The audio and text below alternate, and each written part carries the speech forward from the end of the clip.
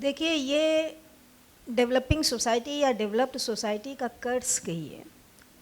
आज के हमारे इस समाज में कुछ एक छोटे क्या बल्कि एक कैटेगरी ऑफ क्राइम है जिसकी एक सामाजिक स्वीकार्यता है। भ्रष्टाचार एक ऐसा मुद्दा है जिसका अनफॉर्चुनेटली सभी बोलते हैं, लेकिन उसकी एक सामाजिक स्वीकार्यता है।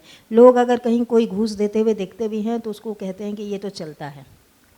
इसी तरह महिलाओं के प्रति जो अपराध होता है उसकी भी एक सामाजिक स्वीकार्यता बन गई है।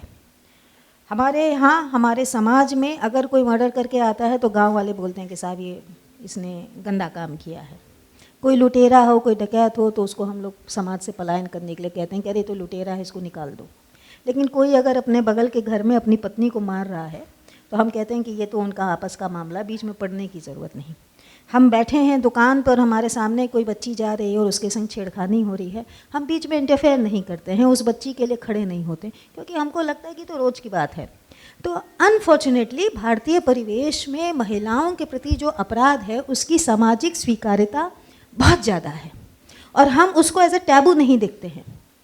हमको एज अ पुलिस ऑफिसर और एज प्रशासन के हिस्सा होके इसी चीज़ को तोड़ना है।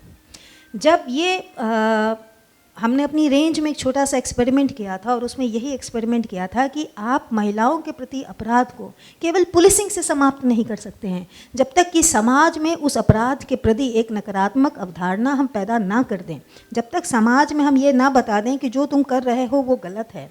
लॉ के अकॉर्डिंग ये पिनलाइजिंग सेक्शन में और अपराध बनता है, तुम जेल जा सकते हो, तुम्हारी ज़िंदगी बर्बाद हो सकती है।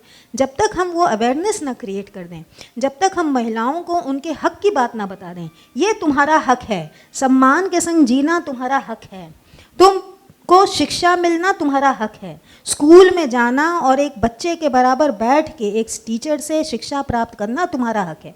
जब तक हम बच्चियों को उनके हक के बारे में ना याद करा दें, तब तक किसी भी प्रकार के अपराध की जड़ को तोड़ना बेईमानी की बात है, मुश्किल है, असंभव है।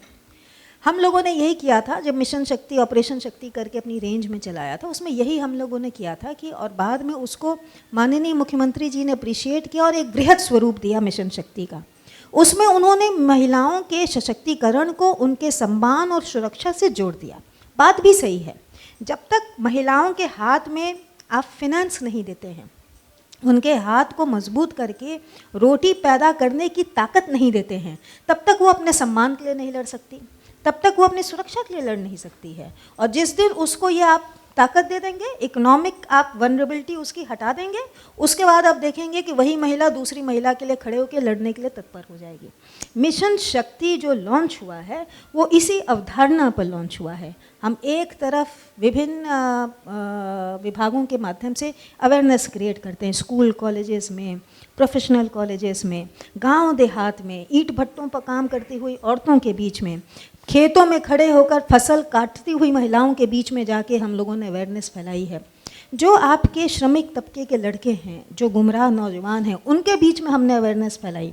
उसके बाद उसको जोड़ा कि जहाँ महिलाएं आपस में बैठेंगी, बात करेंगी। देखिए, सबसे बड़ा जो मुझे साइलेंट रिवॉल्यूशन दिखता है वो आपको दिखता है कि सभी 59,000 ग्राम पंचायतों में जब ग्राम सचिवालय बन रहा था तो माननीय मुख्यमंत्री जी ने कहा कि ग्राम सचिवालय ठीक है, पंचायती राज की व्यवस्था ठीक है, लेकिन इसमें एक कक्ष दो जहां गांव की महिलाएं आकर बैठें और देखें कि जो उनका ग्राम सचिवालय है वह कैसा काम करता है। इसी से मिशन शक्ति कक्ष का जन्म हुआ। सभी ग्राम सचिवालयों में आपने एक कमरा दे दिया, मिशन शक्ति कक्ष, जिसमें सभी विभागों के लोग आके बैठेंगे, महीने में 1 बार 2 बार महिलाओं को बुलाएंगे, बैठ के बात करेंगे, बात करके उनको सरकार की योजनाओं के बारे में बताएंगे, उनका क्या हक है उसके बारे में बताएंगे, उनकी जितनी समस्याएं हैं उसके लिए एक सिंगल विंडो सिस्टम बन जाएगा। आप आइए, अपनी बात यहाँ दर्ज कराइए, जो भी विभाग की समस्या है उसको इसी माध्यम से हम सॉल्व कर देंगे। हुआ क्या, महिलाओं ने ज़िंदगी में नहीं सोचा था कि जहाँ प्रधानी के लोग बैठते हैं, पंच के लोग बैठते हैं और हमारी तकदीर के बारे में जो है माइक्रो लेवल की प्लानिंग के बारे में, गांव के सुधार के बारे में बात करते हैं, वहाँ महिलाओं का प्रवेश नहीं होता था। आज गांव की कोई भी महिला सर उठा के वहाँ जा सकती है, बैठ सकती है, अपनी चिंता, अपना जो कमी है उसके बारे में आवाज़ उठा सकती है। ये जो एक साइलेंट रेवोल्यूशन आया है, आने वाले दिनों में महिलाओं के बीच में, आधी आबादी के बीच में पॉलिटिकल जन चेतना पैदा करने का सबसे बड़ा माध्यम बनेगा, उनकी आवाज़ का सबसे बड़ा माध्यम बनेगा। हमारे यहाँ पुलिस विभाग में बहुत सारी महिला कांस्टेबलरी थी और पिछले 5 वर्षों में माननीय मुख्यमंत्री जी ने 1.5 लाख से अधिक की भर्ती विभिन्न पदों पर की है।